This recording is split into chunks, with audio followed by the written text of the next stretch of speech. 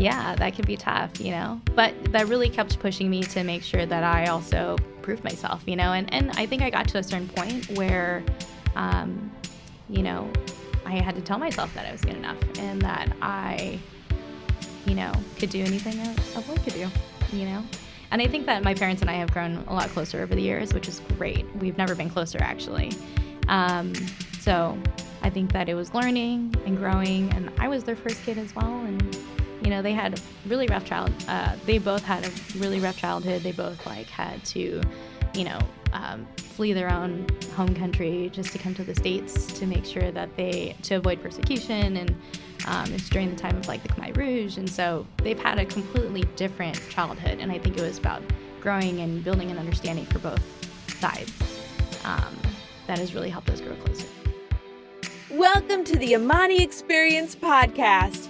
In this podcast, you will experience wisdom, advice, and stories from creatives all over the world. Your host is Amani Roberts, who is a DJ, music producer, professor, avid book reader, and developing salsa dancer. On the show, we love to share the stories of creative professionals, especially people who've gone from the corporate life to the creative life. Once again, welcome to the Amani Experience Podcast. Welcome to episode 18 of the Amani Experience Podcast. The guest for this show is Jen So. And my favorite part about this interview is Jen is super smart and she's fearless. Even though she's at the beginning of her venture, she's still fearless. She's smart. She loves to whisper, so pay attention to what she says when she's whispering because she's really funny. We had great energy during the interview. I think you'll enjoy it. And let's get to the show. Thank you very much for listening. Welcome back to the show. I'm going to introduce today's guest, read her bio, and then we're going to get right to our conversation. Our guest today is the CEO and founder of Campfire Events.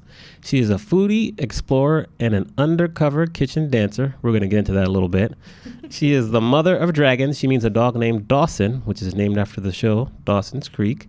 She was born and raised in Long Beach, California. She's a Californian through and through, but is deeply in love with Rome, where she spent 6 months studying abroad. She found her passion in event planning years ago, back in college, and made the leap as an entrepreneur in November of 2017. I would like to welcome Jen So to the Amani Experience Podcast. Welcome. Thank you. Thanks for having me. You're welcome. How are you doing today? Excellent. It's a beautiful day. It is a beautiful day. So you kind of, with our bio here, you kind of cover the geographic check-in, but right now we're interviewing in Manhattan Beach, California. You're born and raised in Long Beach, correct? That's correct. And when were you in Rome? I was in Rome 2010 during college. It was a decision I made for myself because I didn't get a chance to, study away from home. So I decided to, go big and study in Rome.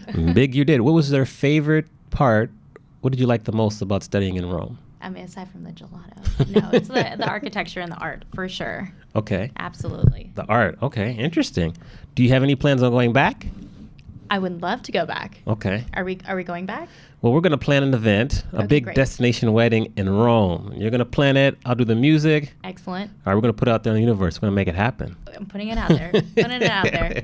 So I'm really excited to talk to you. And what I like from your story is that you just made the leap. So it's always fun to talk to people who've made the leap and been in, the creative space for 5, 7, 8 years. And you've just started and been in it for a month or two as we're talking today. So that's kind of exciting because I love to hear your perspective now. What kind of, worries you? So we're going to get into all that. Okay. Why did you decide to take the leap a month ago? Well, I've always wanted to have my own company, and I think that is really inspired by my parents and being entrepreneurs their whole lives, really. So they were wedding photographers. We can get into that a little bit more. But fun fact. It's funny. Things come full circle. As much as you fight it always comes full circle. Yes, they do. So, yeah, I decided to take the leap after kind of starting my business actually about a year and a half ago. So, but at the time I was doing my corporate gig as well as starting my own company. So it was a little bit of jet skiing, making sure that, I was able to start things off on the right foot. Testing the waters, I guess you can count last year as kind of like my beta year, and seeing if I loved it and making sure that my clients loved me and things worked really, really well. So here I am today. And how did you get inspired to start your own event company? I think it stemmed years ago. I mean, I mentioned briefly that my parents were wedding photographers for like 20 years. And I knew that I always wanted my own company sometime or later. And I think that stemmed a lot from my parents and growing up with strong entrepreneurs that have always had their own company and their own business. And they have done it for 20 years now. And I think that I knew that especially as someone who was an art major and all about working with her hands and creating things herself, I knew that I wanted to make something of my own one day. And, 2017 just happened to be the time. This is the year. It's the year. Nice. Based on what you know and your experience in corporate America and your experience, working your company for a little over a year now, what do you think is important for creative professionals such as you and myself to succeed in today's business environment? I think really it's a lot of things because you have to wear a lot of hats. But, being super organized is a no-brainer. But, having passion and drive, I think that when you start your own company, you have to wake up and really kind of jumpstart things yourself. You have to be super self-motivated to not only motivate you, but, eventually as you scale and grow your team to be able to, encourage those individuals as well and really, help them grow. Right, and feel like they're a part of the company. So I think those are all key important things to keep in mind. Yeah, definitely, when you're starting off your own business. Yeah, I agree. Why do you love event planning? What is it about it that kind of makes you happy? Yeah. I think that, specifically when it comes to wedding planning, you are invited to be a part of such an intimate part of people's lives, and I think that depending on what kind of corporate job you have, sometimes it can be very black and white and very transactional. And I think that wedding planning itself is not a transactional business at all. It's very, I think for a lot of people, a very emotional time. It's a very big time for people, Yeah, sometimes it can be a little stressful, but that's part of our job to be able to be that rock for our clients and really take those worries off of their plate. For us to help guide them. And I know you teach DJing as well, and it's a lot of it is a lot of teaching and a little bit of hand-holding, but also helping our clients find their voice. So a big part of, the reason why we were so inspired to make sure that our company was, based on the idea of storytelling was just understanding that when you get down to the foundation of wedding planning, it is about a very unique story, a very personal story that is unique to that couple. And I think that when you think about why people do wedding planning or, hopefully why people love event planning is because they want to understand that story and be able to convey that, whether it's through their decor or their florals or through speeches or the way that an event is organized or, it could be a number of things. But making sure that that story is told, I think is essential and kind of a must. Agreed. Yeah. I think the fact that storytelling, how does that factor into the name of your company, Campfire Events? How did you come up with that name? Great question. Campfire Events, I want to say that I thought about the name for about 6 months. And the same thing with the branding and logo and wanting to make sure that everything felt personal. I didn't want to kind of just pick something that was like a little frou-frou, and just kind of throw two things together and like make it sound pretty. I wanted to get down to the heart of storytelling, and you think about where you tell the best stories, and it's around a campfire. My fiance and I actually love going outdoors, and we love camping, and that kind of brought it back to things that I could relate to and where I've heard the best stories, and it's usually around a campfire. And so I always say that if we do our jobs well at Campfire Events, that your story is the story that's going to be told over and over and passed on for generations. I think telling stories is something that has been around for ages. True. And yep. And so why not, incorporate it into our company and as a foundation of what our company is based off of. Okay. Yeah. So congrats on being engaged. When is the wedding? August of next year. All right. Is it going to be local? Is it going to be destination? It's going to be in Oak Glen at a venue called Serendipity Garden Weddings. Good. I love it. We just did an open house there. It's fantastic. But it's far enough from the city. It's like an hour and a half, I think, Good. from LA. So it's far enough to feel out of the city, but also close enough to drive home if you really want to. But you're encouraging people to stay. Of course. Nice. And then we had this part of your bio where you said you're an undercover kitchen dancer. What does that mean? I think something that I love most about my fiance and I is that, we are so silly. And an example of that is being a big foodie and being in the kitchen and dancing. I love dance. And if you have a slam schedule and and that's the only time where you can find time to dance, then so be it. And you're a foodie, you like to cook. I do. So if you were going to cook a meal and your life depended on it, what meal would you cook? Gosh, that's a really hard question. I would definitely make fresh pasta. Okay. I think that would be a must. Is this my last meal? No, it's not your last meal. Okay. You have to cook a good meal so that you can continue to live. Oh, okay. That's good to know. With an unlimited budget, I'd probably have, it's terrible because I'm thinking about a million things now. But if I was to pick something, I would, I don't know, something with like ossobuco.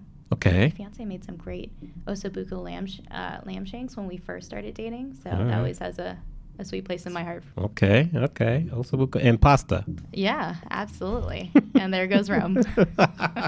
Yeah, perfect. Yeah. So here we are. We're a couple months into you going full-time event planning. What scares you looking ahead? Well, I think everyone's always scared of failing. But what scares me the most?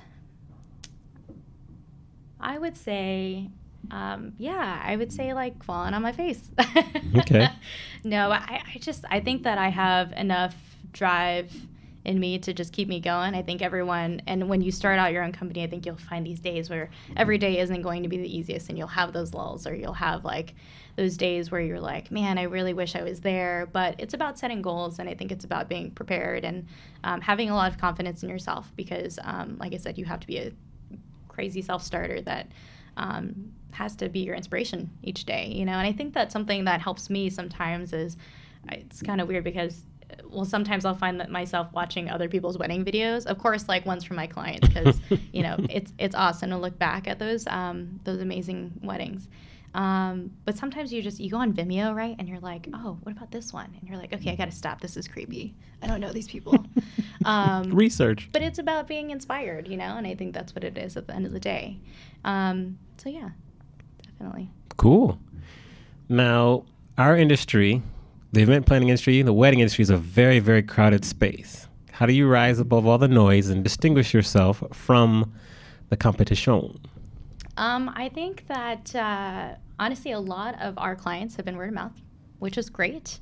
I think it goes a long way. I think that what really differentiates us is the fact that we go above and beyond for our clients. I think that every event planner and every wedding planner will want to do that for their clients. Sometimes there's only so many hours in the day. This is true. I will say that we do go big time above and beyond for our clients because we get so deeply vested in their lives and their stories and wanting to make sure that they have the perfect day. And I think that, something that a lot of event planners kind of maybe don't think about when they're going through and speaking with clients is that, when you have that initial call, you're also trying to figure out if you vibe with those people as well and just making sure that you're a good fit. You want to have that connection with your clients and be able to get close enough to have that connection. And come that day, that big day, it could have been, a year or months of working with these folks, and you want to feel deeply connected with them and their story. Good. Yeah. Do you have a favorite example of how you've gone above and beyond for a client that you really kind of love to share? Oh my gosh. You name it. Just tell us what are your favorites. My favorites. Oh my gosh. I've had my team run out and get champagne before on the go. I don't know. I'm trying to think off the top of my head.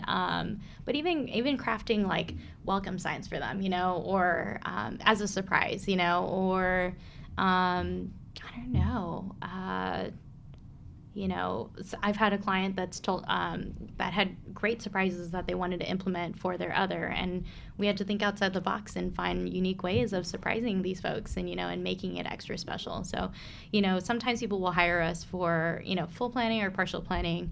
But then you have a lot of clients that want to do a lot of things on their own. And of course, by all means, I'm all about DIY. So feel free to do that. But, even if somebody is hiring us for a day of coordination, we do find ourselves kind of checking in with them, months down the line and saying, how can we support you? So it could be a number of things, honestly. Yeah. But even some of I think that for a bride that's really kind of prepping for their big day, and this is months and months of preparation, they'll find that even the littlest of things, whether it's oh, I really wish this thing that I ordered was this color, and you just magically spray paint it for them, which takes 5 seconds, but you have a crying bride because she's so happy about it, so it's about the little things. Good. Great example. Now, how did your corporate life, what you did in the corporate world, prepare you for your current creative venture?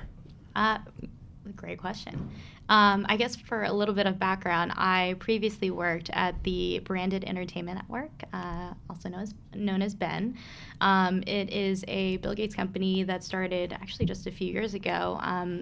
And it originally was part of a company that had been around for many, many years. So I would say 36 years plus in the world of product placement, and working with brands to integrate them into entertainment platforms and channels like film, TV, digital series, working with influencers, and also music videos. Good. Yes. Shout out to music. Yeah. So, it was a really cool gig, I'm not going to lie. And whenever people ask me what I loved most about that job, it was really the people. So the job itself was cool, super niche, lots and lots of fun. It is entertainment. It's very quick, very fast paced, and you think on your toes. And I think that's actually where a big part of learning about the importance of storytelling came from, is my experience there. So that's something that I definitely learned. And then going back to the people, I've had a lot of really great mentors, and I've been very fortunate to meet a lot of great mentors, both men and women who have gone above and beyond their calling and really showed me the way. There are a lot of things that, there are a lot of things where I felt or moments in my life where I felt I had to be a self-starter and just go above and beyond and be, that solution finder, right? But there are a lot of learnings that I had along the way, and I had great bosses, lots of people that cared about me from a professional sense and helping me grow in that sense, but also on a personal level as well. We got really close, and I remember my last day was very sad. I had a few going away parties in different offices, which was incredibly kind of them. But there were some people that I had to hug, and we'd have to look away because we couldn't look at each other. We were just gonna cry. So I will say that something that's unique is that some people will have negative experiences in the corporate world. In this case, I had a really great experience. I will say that there are long hours. There are days where you're man, I need a massage, or I need to decompress. But I kind of thrive off of being busy. Maybe it's an addiction. I don't know. But there are a lot of people that I've met that have really helped push me to where I am today, and also in a lot of ways have encouraged me to take that next step. So, for instance, when I had actually put in my notice at my last job, I got a lot of support. I got a lot of you go get it, girl. We're here to support you. Good. This is a very exciting part of your life. And there's nothing like it to be able to be that close to a team of people to help kind of encourage you to take that big leap. I know that there are a lot of people that may never take that entrepreneurial leap, right? True. As much as they want or as much as they love what they would like to do.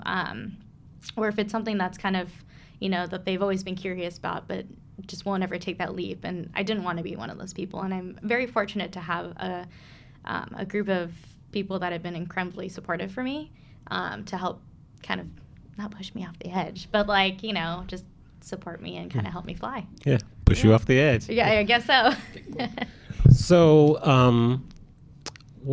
how were you courageous enough to do what 99 of 100 people would not do, in terms of leave a nice, comfortable corporate job, benefits, bonuses, promotions, and do your own thing? Taking one day at a time. That's so cliche, but it's so true, because every day is different, and you're going to be faced with a number of different challenges every day, and it's about being excited and seeing every challenge as an opportunity, I think, is key. So I would definitely, I think that that's one of the most important things that I have to remind myself every day. And also keeping people close around you that are going to support you and encourage you to keep going. Because if, you are the people that you keep in your company, Yes. They say you're the sum of the 5 people you spend the most time with. So that's good. I'll keep encouraging you. Don't you worry. Yeah. Thanks. You're welcome. What did your family and close friends say when you told them you were going to go out on your own? I think they wholeheartedly trusted me and to do whatever I needed to do to make sure that I really continued to pursue my dreams. So my parents have always been really supportive about that. I think that there were a lot of, back in college, I was an art major, and I think there were a lot of, art students that could probably relate to this, that a lot of their family would react and say, well, what are you going to do with that? But I've never really had that issue because I also paired it with a business aspect. So I was a marketing minor as well, and being able to put 2 and 2 together, you wear a lot of hats. You can't expect to graduate and someone's going to hand you a job, as nice as that would be. But you have to bring a number of different skill sets, and I identified that at a pretty early age. So I think that after that and finishing college and getting a great job and really succeeding really well in the corporate space, I think they were like, more power to you. You know what you're doing. Good. So I'm very fortunate, like I said, to have that support system around me. Good. Yeah. And you are kind of using your major because, art and marketing, got to market your company, and planning and executing an event is art.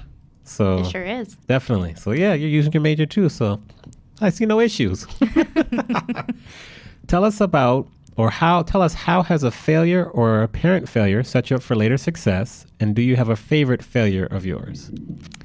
I would say some people are great at interviews.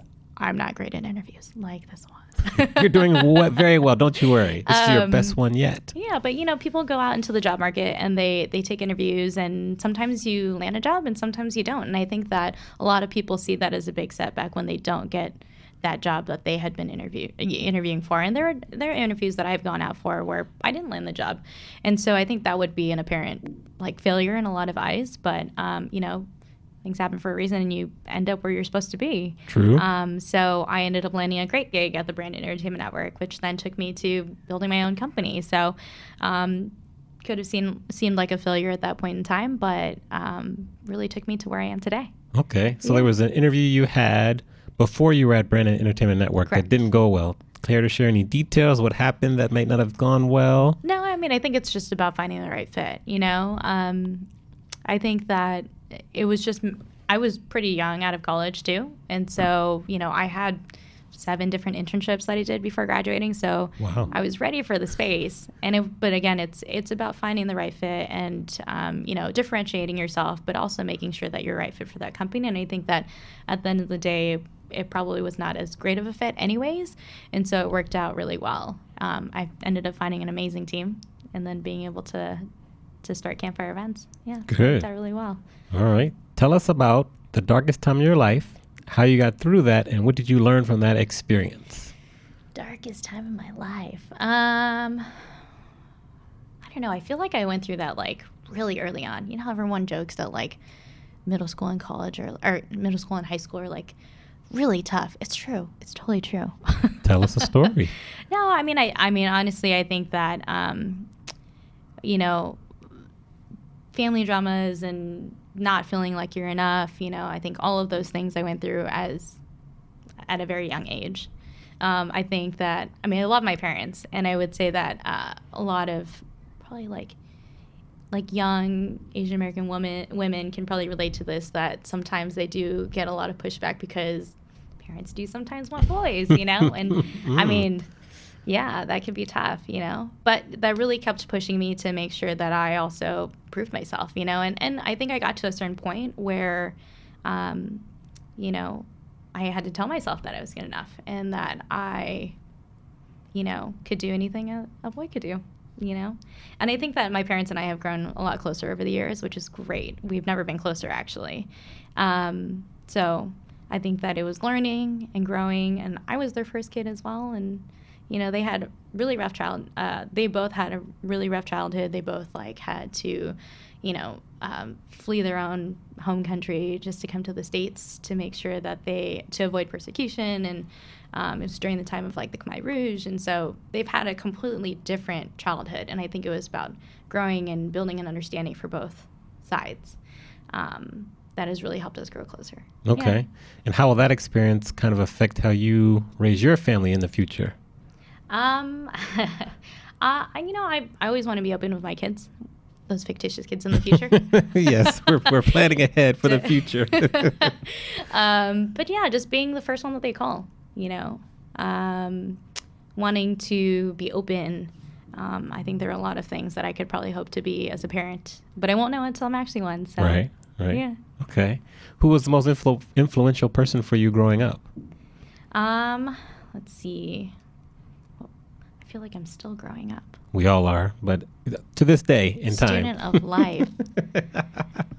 I would say I actually had a great college professor named Professor Tomlin. I'm going to have to tell him about this afterwards. We'll send him a link to the interview. Say, listen, you got a shout out. No, he's great. I think he's changed a lot of people's lives. And he's definitely one of those professors that is a part of more than just your classroom experience. So he actually had recommended me for a ton of those internships while I was in college. He really helped.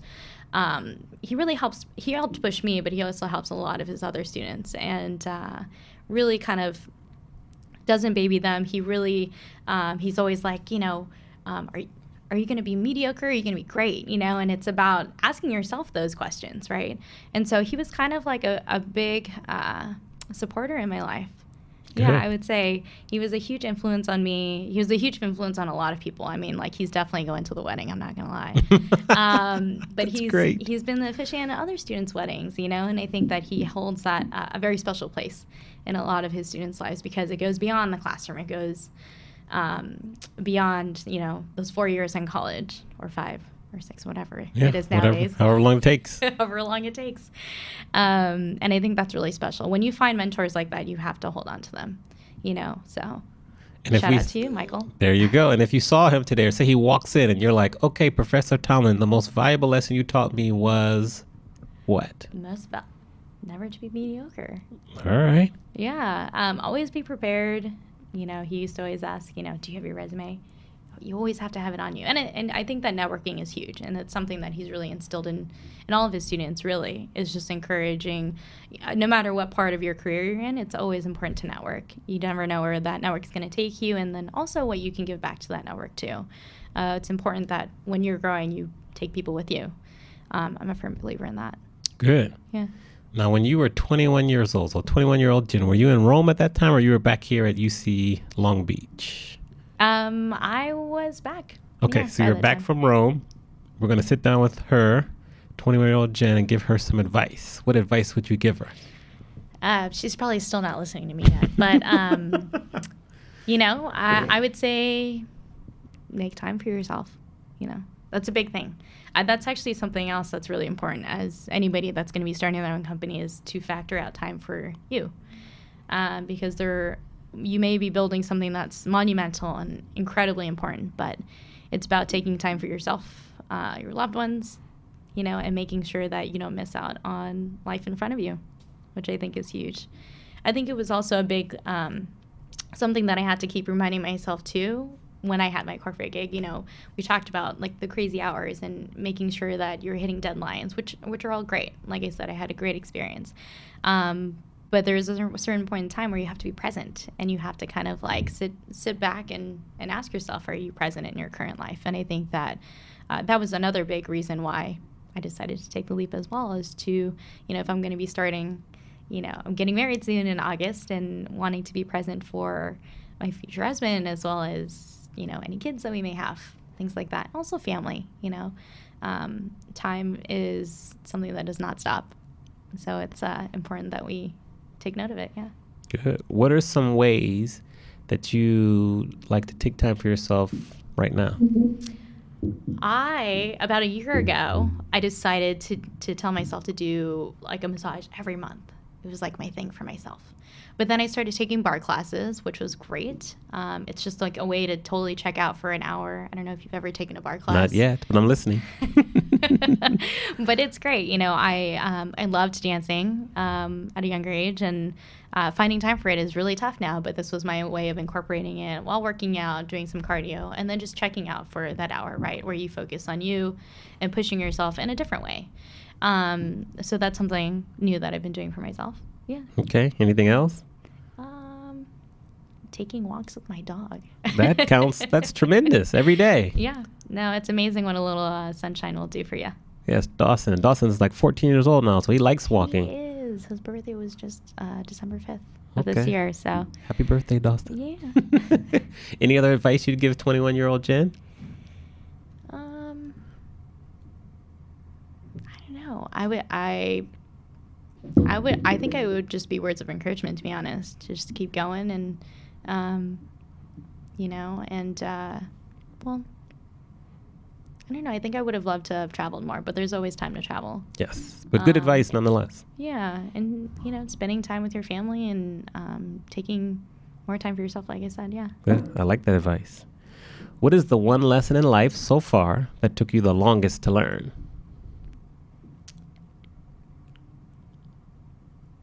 Kind of like what I actually just talked about. I'm not gonna lie, because I'm still learning how to take time for myself. I think I get so busy, and there was a point in time where, my fiance had to actually text me every day to say, like, did you eat yet?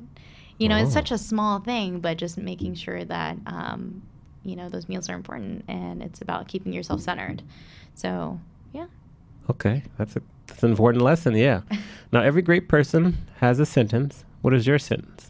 My sentence, just as an example, would be I like to help people unlock their creativity by teaching them how to DJ. I would say I'm a craftswoman and storyteller that helps her clients' vision for their wedding come to life. Boom. Boom. There we go. We got it. What is one new habit that you've added, or it could be 2 or 3 habits that you've added to your daily routine in the past few years that has been very beneficial?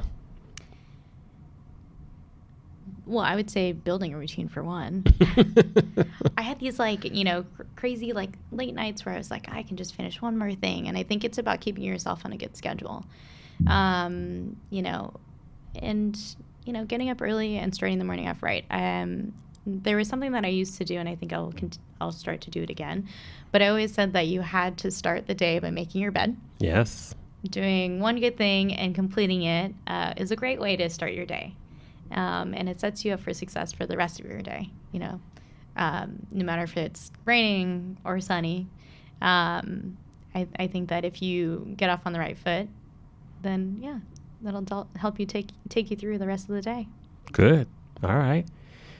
Anything else to add? We good. No. We're good. Now, is there one or more book that you think people should stop what they're doing right now and begin to read it immediately? Well, I love reading more like adventure, mystery books, like the Girl on the Train kind of books, as well as, I've read all of Mindy Kaling's books. I love her.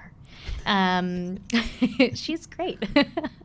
She's like my spirit animal. All right. It's a good spirit animal to have. Yeah, I definitely liked, it was actually a book that someone had gifted me, and it's called Linchpin, and from Seth Godin or Godin. Yes, Godin, I think. But go ahead. But I thought that was pretty great, and it's about really in a time where everyone is kind of worried about outsourcing and standing out, and it's about making sure that you're indispensable and identifying that, and that whatever it is you're doing, everyone's a creator, and finding that voice, and not just saying that you should really kind of be indispensable, and also find your voice and be creative and go out there and just get it, but that it's mandatory, it's a must. You have to do this because life is so short, and you have to find your calling, and you have to go full force with it.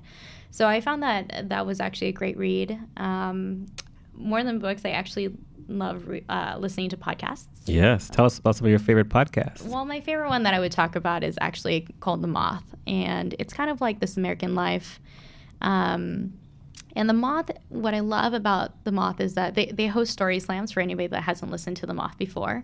And it really kind of gets down to the core of life, you know? You hear these stories and they're real life stories. They're not fabricated or made up. They do have people that kind of help those that don't really tell stories all the time or aren't comfortable with public speaking, but the stories are true and they're based on real life experiences. So, you know, I think that it's a little Instagram stories there. Yes. I thought you were looking up The Moth right now. I was like, we're going to play some Moth. I've got that in my mind.